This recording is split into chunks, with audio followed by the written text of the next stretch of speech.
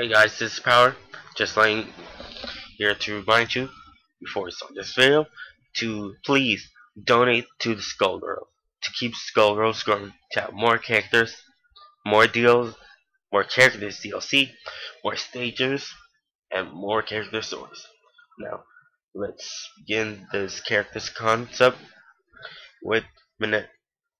Minette, Minette, uh, one of the River King's daughters who worked as a waitress at Yu Wan's restaurant. I knew when I first saw her, she has to be like somehow like related to Yu Wang. Like she kind of looks like a fish to me. She and her sisters were kidnapped under the orders from the increasingly desperate and ruthless Lorenzo Medici. Medici. With a lot of courage and a little luck, Minette just might save herself from a ghastly haze. Her playstyle, a cute, clumsy waitress. Minette is primarily concerned with making her customers happy. How happy? Throughout the match, she delivers food to passersby who ride past on bikes, jump down from the sky, pop up from the sewer, or otherwise appear to harass the opponent for Minette's sake. She collect she can collect her tips with a super, and the more she collects, the happier she gets. The more she collects, the happier she gets. Maybe when she's happy enough, she'll even have confidence to overcome her clumsiness.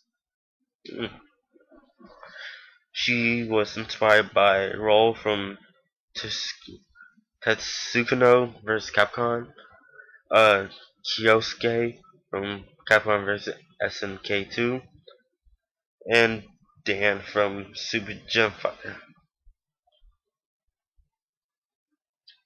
Now, this character, I think, like the best mare character concept design that I've seen, and that is Beowulf.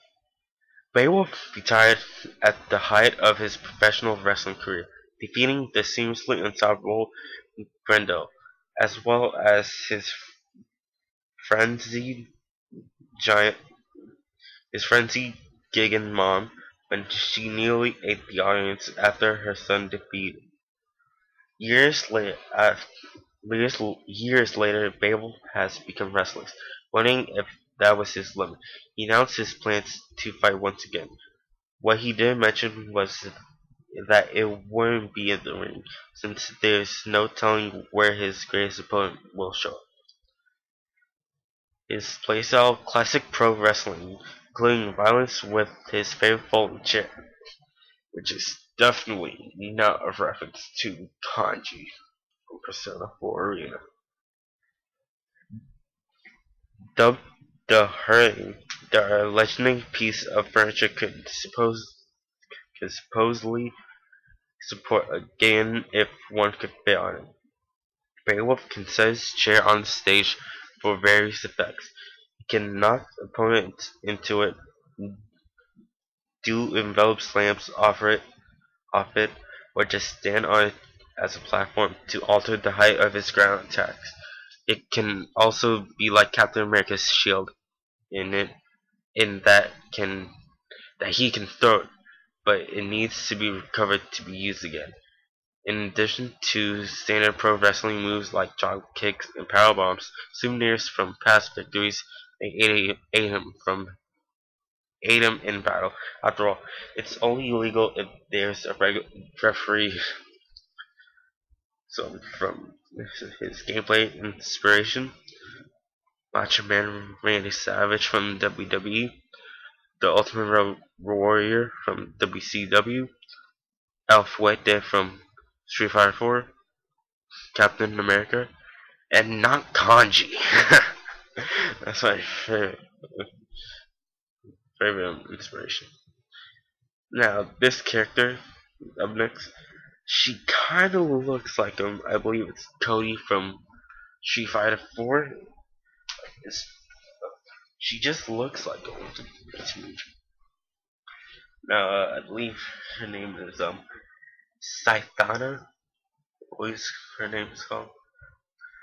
Given the Gigan's notorious reputation for being battle hungry, berserkers, giants, and their nation's bloody history with canopy kingdoms, we were surprised when a criminal of Gigan's blood attacked the Bernard Grand War Memorial. But while Saithana may have a record, she's no terrorist. With her employer refusing to tell her side of the story, she decides to regain her freedom by force. Her playstyle: she picks up fallen opponents or teammates and hits people with them. So she just swings them around like, "Ooh." Aside from being obnoxiously gigantic, her limbs can stretch and expand during attacks for additional reach. So kind of like Mr. Fantastic. Her Gigan heritage becomes more pronounced during some animations, with the body taking a more monstrous form. The change around her arms remain intact. However, she can use them to block, grab, and attack. She is especially adept at vicious kicks, like a more raw and beastly kickboxer or taekwondo kick. She is inspired by she was inspired by Killua from Street Fighter. I don't. She was also inspired by Jerry from Street Fighter, Juggernaut from X-Men Children Realms, and Yugi Hoshiguma from the Toei game. Roxy, she kind of looks like uh um I forgot her name, the gym leader from Black and White, the first Black and White Pokemon Black and White game. Uh, that she was the normal time cheerleader, uh, Roxy. Originally a worker who assembled tanks and other vehicles during the Grand War, the Black Area's chief engineer always seems to have the right set of tools and parts on hand. A gearhead with a keen eye for machinery, she prefers to learn through the hands-on approach. Roxy loves to take apart and reassemble machines, striving to add custom improvements to their designs. She is fascinated by the advanced technology created in the ASG labs, including Panzerfaust her playstyle. A heavy rushdown character with emphasis on priority rather than agility, kind of like Kanji. Her character, her weapons are improvised tools such as hammers and rivet guns, as well as the various machines parts she had around. She could as also have the rest of her crew help, swinging in machines suspended from chains like wrecking balls or collectively assaulting the enemy in a montage. She will probably have the ability to construct some sort of gun turrets or other support items over the course of match. She used oil and rolling tires to trip the enemy, sprayed paint to cause status effects, propellers that hit like blades, etc. She is inspired from Sabertooth from X-Men, Rosie the Riveter, or Riveter from America. I don't know what that's. Felicia from Darkstalkers, and Sub-Zero from Mortal Kombat 2. Now, this dude, oh, he looks like he'd be like a giant boss. A huge powerhouse. Panzerfaust. Panzerfaust was the greatest creation of ASG Live 3's Super Soldier program. I can agree with that. He has a tank on his arm and some sort of ammo on his over his body. Veteran of the Grand War and boisterous patriot, he has continued his military duty and currently serves under Parasol and the Black Area. Sometimes reckless and foolhardy, He drives into battle and pushes the mechanisms of his body far beyond its alleged limits. His playstyle: any punch after any punch attack, pressing the button a second time will add an additional blast from the tank. The shot from his tank arm will always be a projectile, but sometimes a boosted to amplify the punch. Think Big O's Sun Impact. Aside from striking directly from with turret, the dreads can extend for dual chainsaw effect. Oh, might even grab one of the grenades from scope, so the grenades, with his regular hand, his small hand. Quick, grab my special hand. Punching his opponent in the hand, punching his opponents in the head with an extra explosive effect, or outright bash with a missile. Passive boss will have super armor, if not at all times, then certainly during specific attacks, except maximum Grandor's beefy World War II skew imagery gone further over the top. Oh, sloppy. He's inspired by Tiger from Blaze Blue, Hulk from Versus, Big O from the anime Big O, and Claire from King Fighters 13. Adam looks like a regular guy, just like that normal character. It looks like he might be an Nazi, but not. I can see that. Umbrella could be part of Percival's army. We have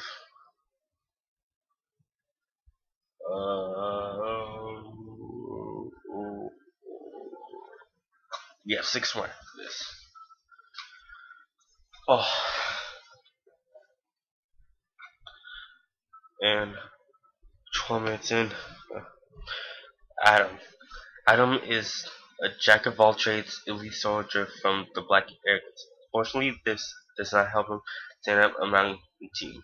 Being good with kids as well, he is also often tasked with babysitting Umbrella. Will he ever get the chance to prove himself to Princess Parasol? Uh, Parasol, not Parasol. His playstyle. Adam would represent the Black Agate soldiers as a playable group. Their life bar would be divided into thirds, with each third representing an area. Whenever a segment is depleted, that character fades and the next one joins for fray. The first two are faceless areas, and the last is Adam himself. Since in reality, Adam is a talented soldier, he will have access to moves that the other two areas lack, giving the group some last-ditch power. However, the group would have techniques require more soldiers alive, such as sacrificing one of them to damage or a buff to the next one, or ganging up on the opponent. In addition to attacks and similar to what the areas do while assisting Parasol, Adam is skilled at a variety of military weapons ranging from close combat to sword guns, grenades, and bazookas. He might have some ammo meter that he needs to reload for certain attacks. Kind of like I get some for Arena.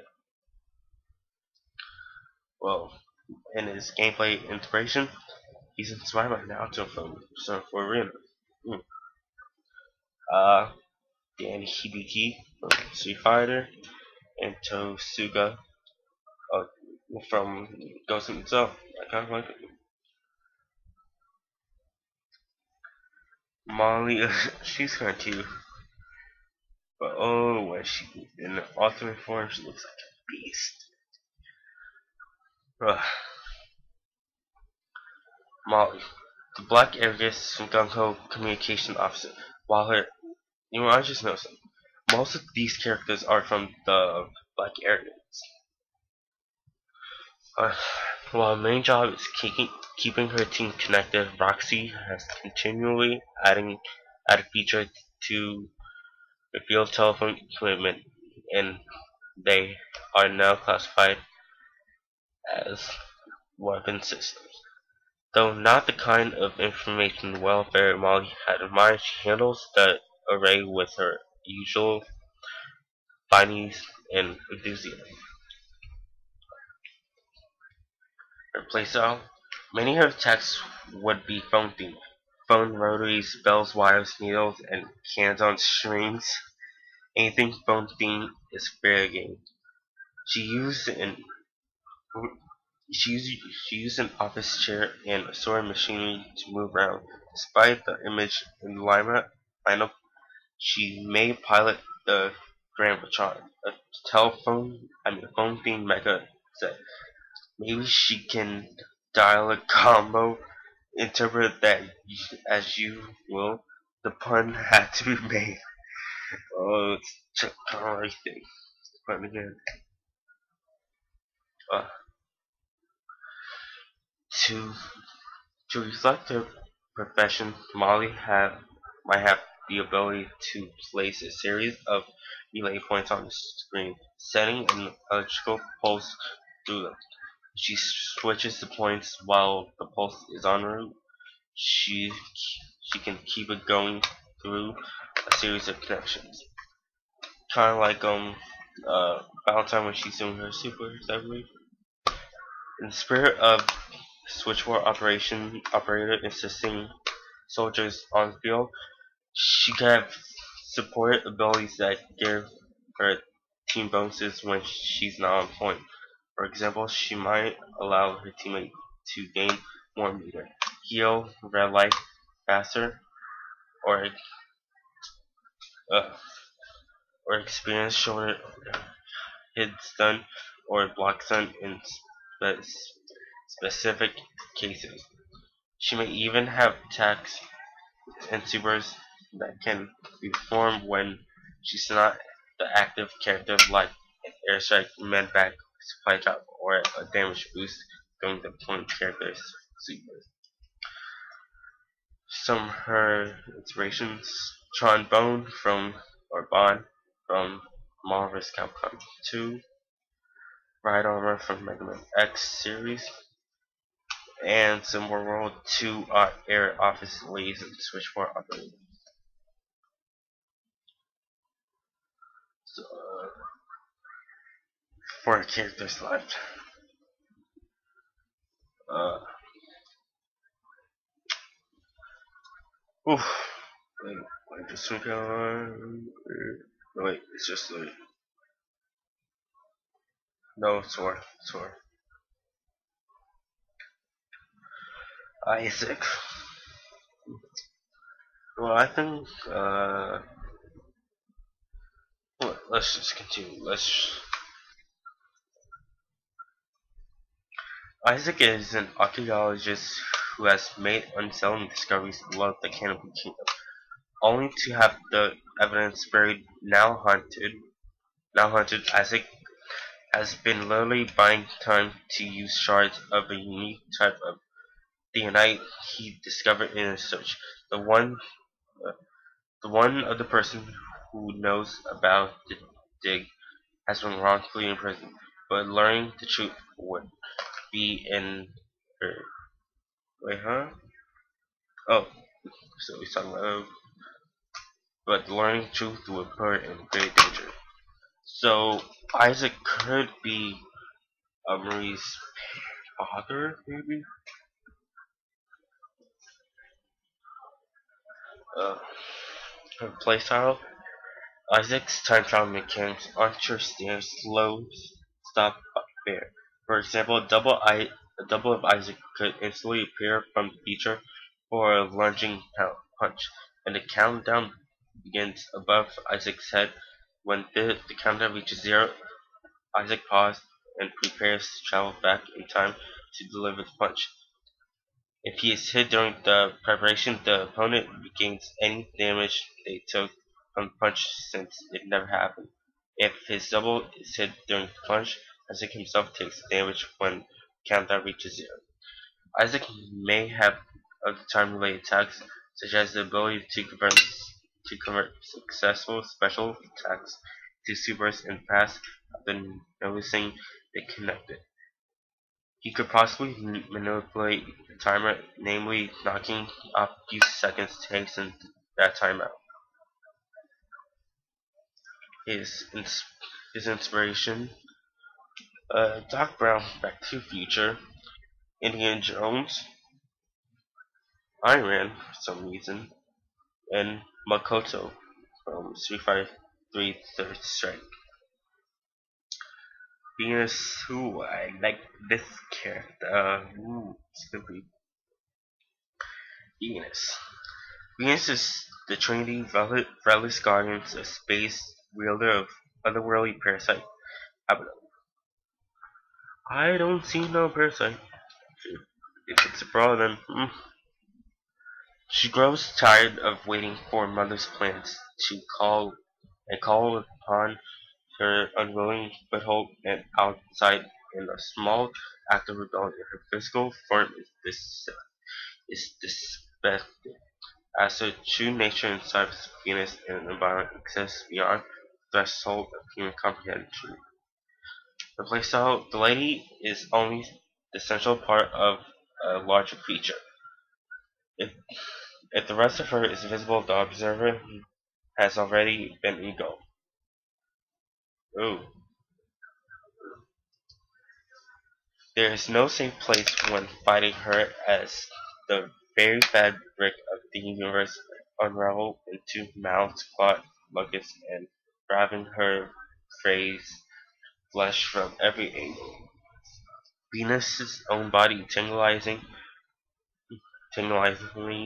distorts to reveal monstrous elements. Body parts bloom from seemingly nowhere, sometimes releasing swarms of locusts to assault opponents from every angle. She can open the holes in space, move and teleport in unexpected ways, and even distort the play field itself. Even her own attacks may be displaced off reality bites. So she is inspired by Vanilla Ice from JoJo's Bizarre Adventure, Venom, Marvel vs. Capcom, uh, Silent Hill, somehow, and Venus Flytrap. Aeon, or Eon, yeah, Aeon. She kind of looks like a sister, or like a mix between Double and like the human form of Double and Marine. I don't know why. Uh, Aeon is the Trinity uh, recluses goddess of time who observes history from beyond this world. Using her parasite, Chronos, she is able to manipulate timelines, watching how they play out while snagging the occasion collectible. Is her appearance in the roster merely a phantom possibility from another timeline, or did she find the meaning and willpower to venture out to the comfort of her own home? Uh, her playstyle, Aeon's attack themes may be similar to Double's, like said, kind of related to Double, that she wields hypothetical versions of characters to attack, conjures from the distorted reflections of on Hourglass. Also, Hourglass is in center. She may use figures from past,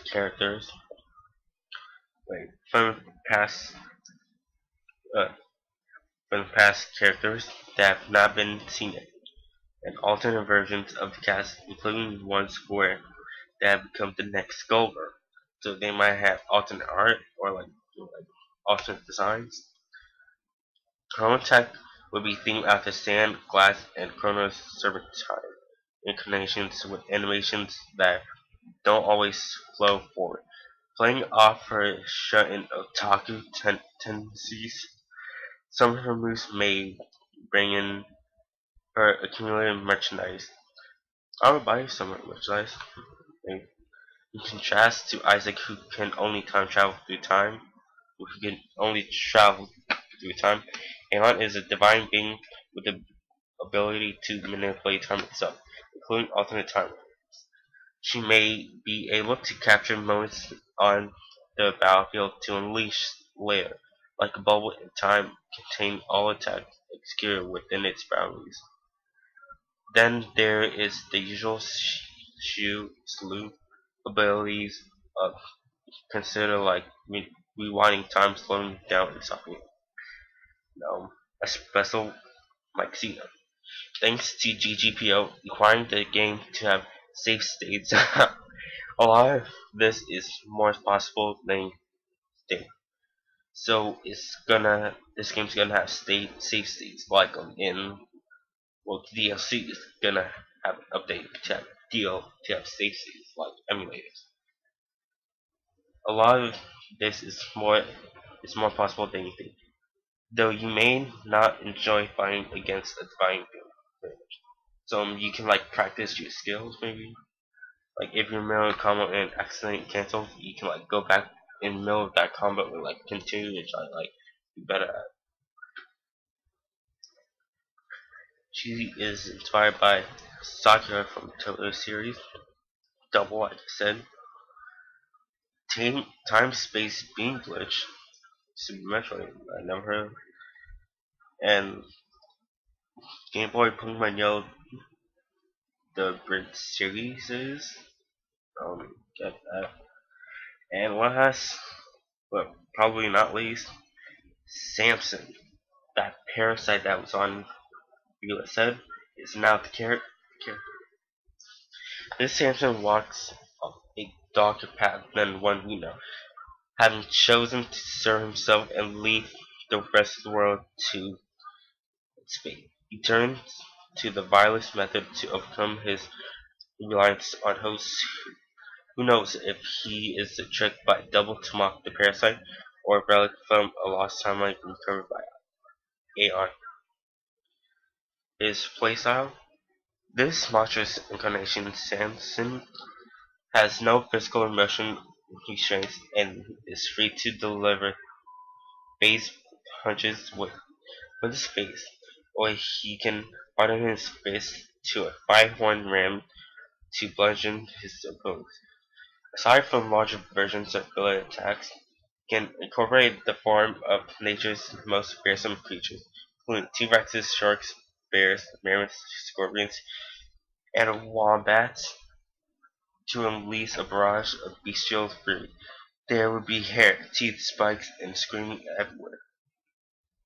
His inspirations come from Guilty Gear series, Primal Rage, King the Monsters, and Dracula's second form in Castlevania Rondo of Blood, and the climax scenes from Bayonetta.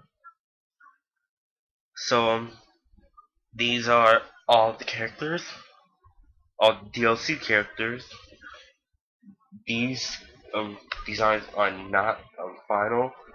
You guys can vote for which 3 characters you want in the game by clicking the link below, and you can donate as much as you want. And just letting you guys know, I'm not being paid to do this. I'm doing this as my own free will because I like Skullgirls, even though I have not played it. I like how it looks. I like the gameplay. It looks awesome. You can donate to vote. You gotta donate at least $1, and there are 4 rounds. You can vote all characters. In the first round, you can have up to 3 votes. Second round, the top 16 votes from the first round, you still get 3 votes. The third round, top 8 characters from the second round get 3 votes, and the final round, the top 3 characters from from uh, the third round, you get one vote. So yeah, I guess that's it. Those are all the characters. Please donate to Skullgirls. It will keep Skullgirls growing.